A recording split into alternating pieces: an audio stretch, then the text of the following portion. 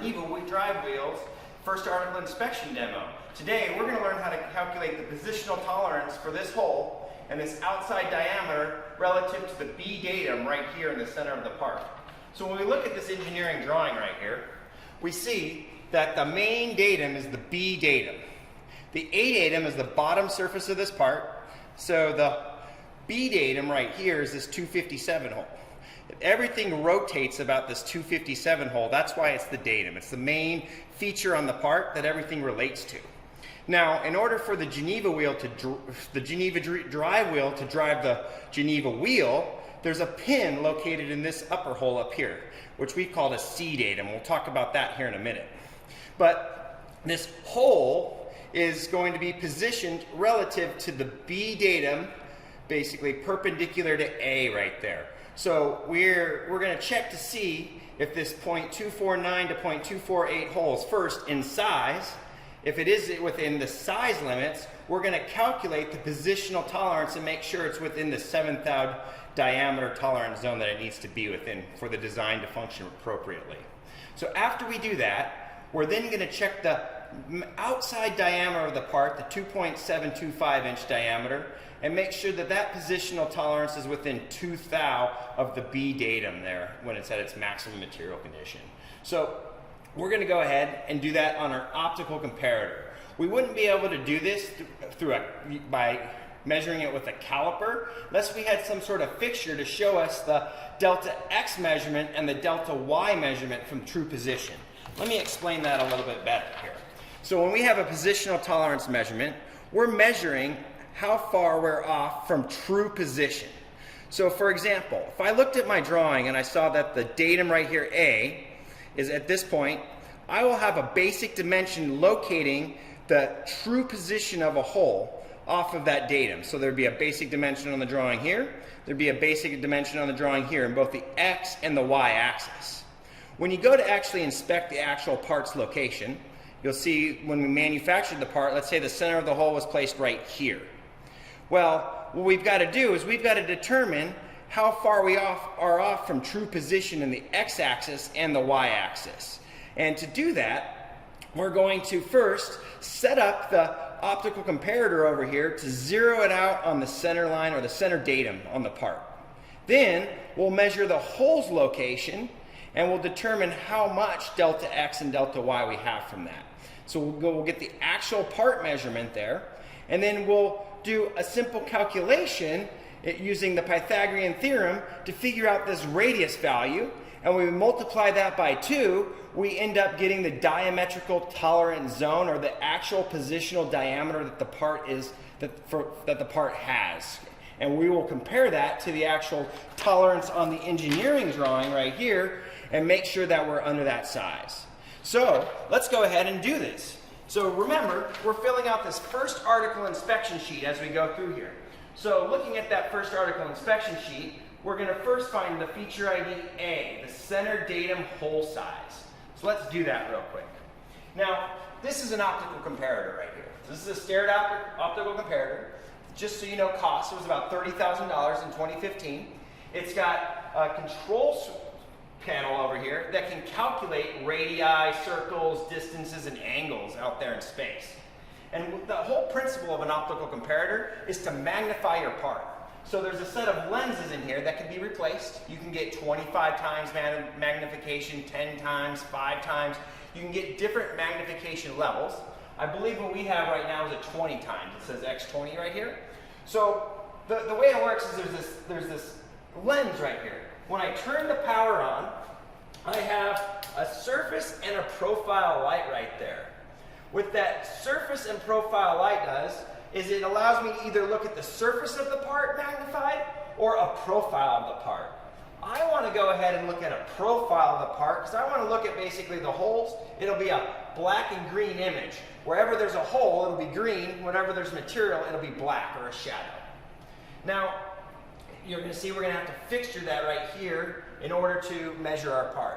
Now, we're going to first place this parallel bar down on the vise because we're going to locate this part on the cam profile right here. So right here, we're going to actually set it down on this cam profile which will orient it in space the way it's supposed to be oriented on the engineering drawing. And at that point, we can then focus it and figure out where this center hole location is. So to fixture this, I'm going to put it down on the optical comparator in the vise, make sure it sits nice and flat on my parallel, and then I tighten my vise down so my part doesn't move.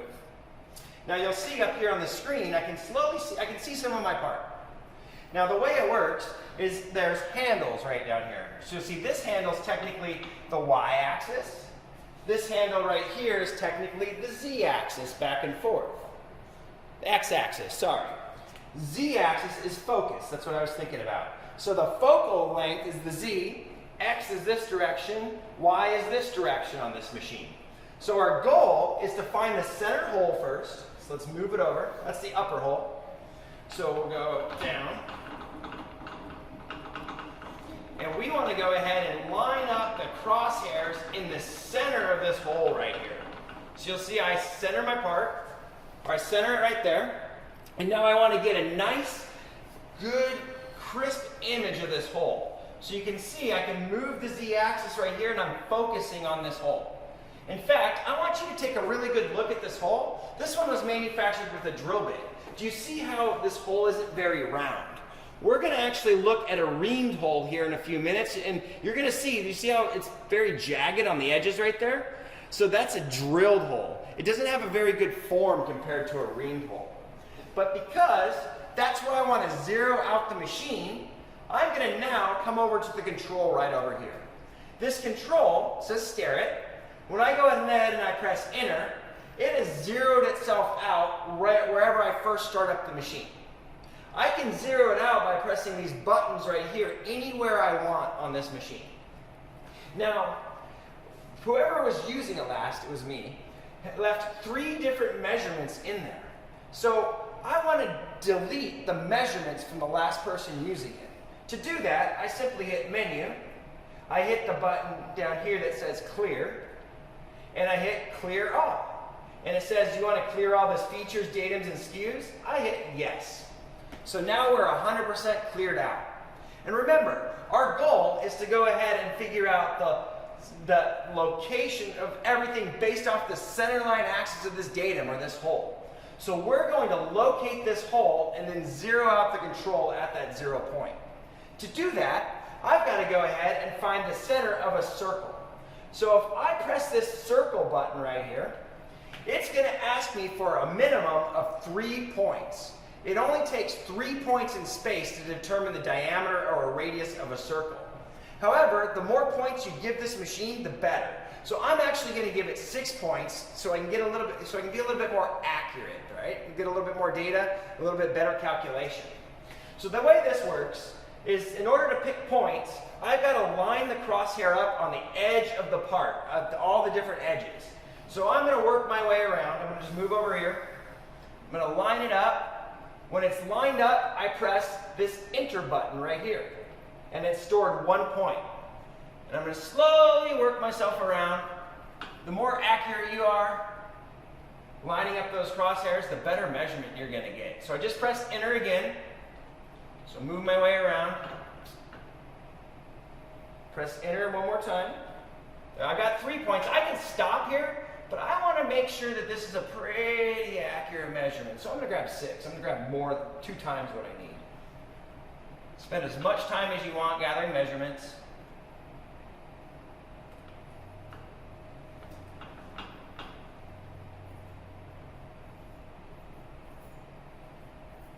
So I've got 6 points. When I'm happy with the amount of points I've chosen, I hit the finish button right next to enter. Now if you look, it's a .2604. So on this part, I'm like right on tolerance, 260. I'm 4/10 out technically. It's most likely my points that I picked really quickly because I actually measured the part before and I got 259. So again, but this is what I'm going to put down on my inspection report. This is what I've got right now. So we're basically at a .2604. We're 4/10 out. We could technically measure it again, but we're going to just keep going from here because this is about learning how positional tolerances work, right? And if our part's bad, our part's bad. We can make another one. So right now, if we look at this screen, it shows me the diameter, .260. when I look at the drawing, the part has to be anywhere between 257 plus 3 thou minus 2 thou. So we're at 260. We're 4/10 over. We're going to call it good and just keep going. So now I want to go ahead and zero out this so everything is based off of the datum B right here. To do that, you're going to see I'm negative 1 thou and 3/10 away in the X, and I'm 4 thou and 8/10 away in the Y. So when I press down arrow, it gives me the coordinates that I'm currently at. So I'm going to move it back to 0, where 0 is. So I was negative 1 thou and 3/10, if I remember right. There, whoops, there it is. There it is, and I'm going to zero it at that point. Now I'm going to move my X down, or my Y, sorry, and I think that was 4 thou, if I remember right. 4 thou and 8/10. We can always go back and double check afterwards. So I'm right there. If I hit 0, now if I press upwards, you're going to see my new position in that circle is based off of where I just origined it out. I'm 1/10,000th of an inch off, right? So I'm literally going to go down, and I'm going to go negative 1/10. I think it was negative 1/10. And I'm going to hit origin there. Now when I go back up, I'm at 0, 0 for my circle. So I've now set the datum on the optical comparator. I can relate everything to the datums now and figure out my delta X and my delta Y values in order to calculate the true positional tolerance of the features on this part right here. So let's go do that. So the next thing we're going to do is we got to find this whole location right here.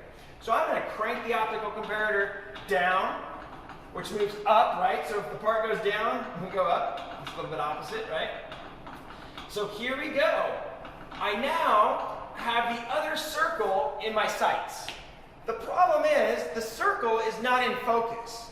The reason is it's got a different focal length compared to where the center of the circle was. If we look at the engineering drawing right here, our focal length last time was at the beginning right here. We now need to adjust our focal length that's inwards a little bit by adjusting that Z-axis. So to do that, I move this dial right here, and I get a nice crisp image of that hole. Can you see the difference between a ringed hole and a drilled hole? I definitely can. Do you see how perfectly round this hole is compared to the actual drilled hole? You don't see any little lumps or anything like that on the sides of it. So hopefully we'll get this one in tolerance. Let's check it out. So now that I'm here, I want to go ahead and measure a circle again. So I'm going to click on circle, and I'm going to grab 6 points this time again. So moving over, I move over to this 1 point. I press enter. Come over here, I'm going to go up this time. Press enter. Move over. Enter.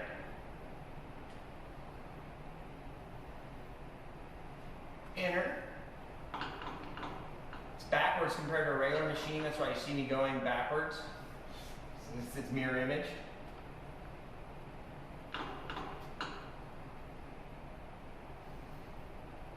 Enter. Now maybe one more at the bottom. We'll grab 7 points on this one. So when I hit finish there, I get 0.2495. So looking at the drawing, we're supposed to be between 0.248 and 0.249. We're 5/10 out on this one too. Who knows? This thing might be out of calibration. It hasn't been calibrated since 2015 when it was purchased. But by the Starrett tech, he came in and calibrated it. But again, I'm pretty happy with that. So we're going to go 2495.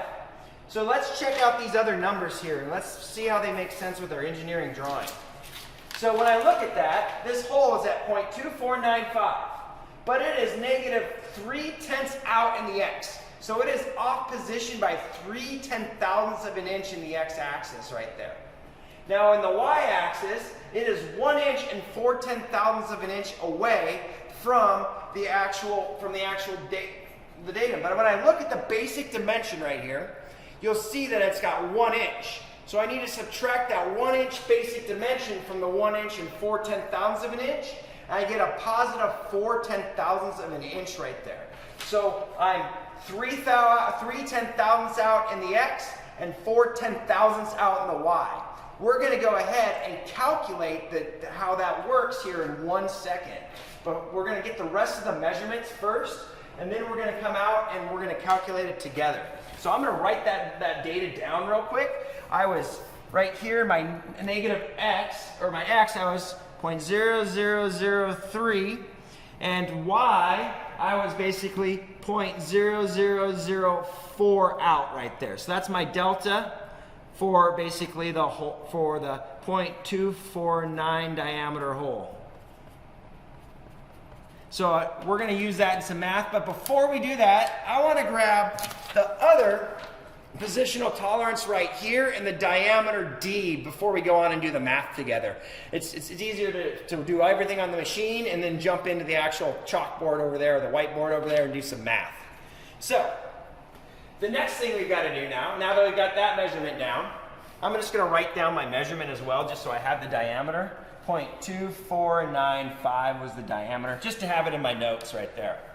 So the next measurement is outside diameter. I'm not going to be able to get down to all the points around the bottom there. I can get most of them though. I can get very close to almost all the way around the part. Doesn't matter though. I'm going to grab 4 or 5 points all the way around, and we'll figure out where we're at positionally against that B datum. So to do that, we got to call up another circle.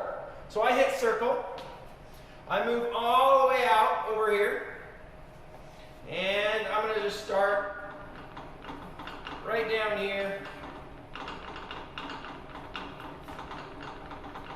You're going to see I'm going to come around tangent edge just because, and I'm going to call right there my first point. I'm going to press enter.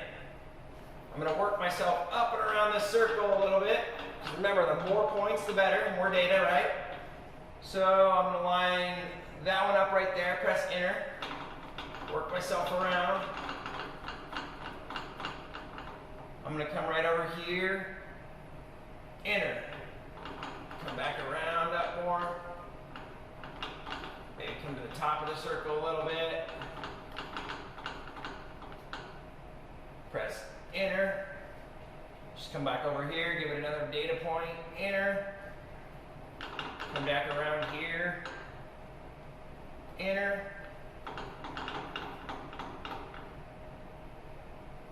enter. I got 7 points. Let's just go a little bit more.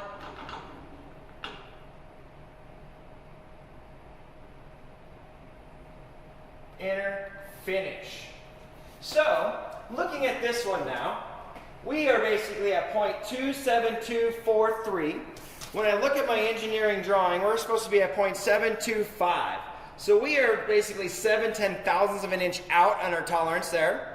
And looking at the positional tolerance, this one's a tight one because we're holding on to it, and we're in this second CNC operation, and we're relating basically all the features on that second side to this outside datum, which technically the reason we made it so tight is because we're holding on the outside, but the real datum is the B datum. So that's why we related these two to each other very with tight tolerances right there.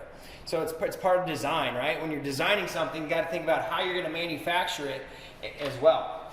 Now, looking at this value right here, the X is at -6/10,000ths of an inch, and the Y is at a +4/10,000ths of an inch. So for the OD, the delta X is 0.0006, and for the OD, the delta Y right there is 0.0004. So what we're going to do now is we're going to walk over to the chalkboard, and I'm going to show you how to calculate the positional tolerance. Now that we're going to go ahead and we've got our data for our delta X and our delta Y measurements, we're going to use the Pythagorean theorem to determine the radius value of the positional tolerance zone. If we multiply that by 2, we'll end up with the diametrical tolerance zone size. So if we rearrange that Pythagorean theorem, so I can write positional zone size, that's going to be equal to 2, that'll go ahead and get us the diameter, and we go ahead and we take square root of delta X squared plus delta Y squared right there. So to calculate the positional tolerance for that reamed dowel pin hole, we simply have our 2 square root. If I remember my number right, the delta x was 0.0003, so 3/10,000ths of an inch squared, plus, looking at my data right here, we had 4/10,000ths of an inch squared. So I got the calculator out here. I'm going to do it for you right here. I found this calculator in the classroom just now. So I'll take the square root, parentheses, 0.003, oops.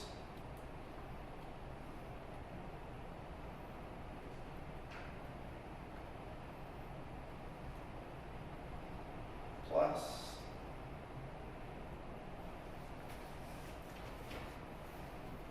close parentheses. So we end up with a positional tolerance zone of 5/10,000ths of an inch for that diameter. That's pretty impressive, right? This is a brand new setup. Other than Brian, our department technician, and myself, no one else has ran parts on here. So it's making perfect parts. As people start to abuse the setup, that's when things go awry and tools start to get worn down. But let's just do one more calculation now for the positional tolerance on that outside diameter. So the outside diameter, so this was for basically the dowel pin. The outside diameter one, I'm going to write OD, basically tolerance zone, is going to be equal to 2 square root. If I go back to my data, the OD's x was 6/10,000ths of an inch, 0.0006 squared, plus we have the OD's y is 4/10,000ths of an inch. So let me grab my calculator now and go through here.